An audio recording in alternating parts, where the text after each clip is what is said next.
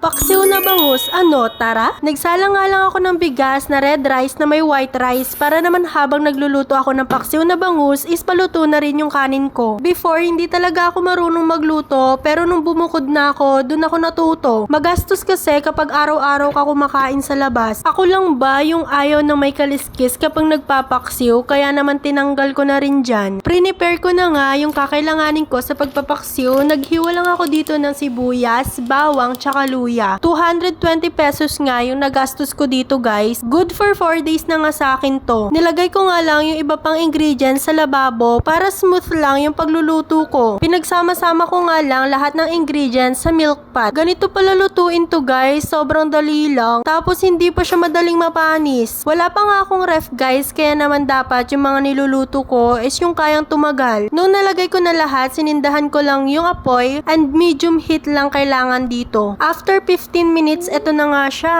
Grabe, arat na, kain na tayo. Ang sarap talaga ng paksiw guys, promise, try nyo na rin. Guys, baka may iba kayong alam na luto na hindi madaling mapanis.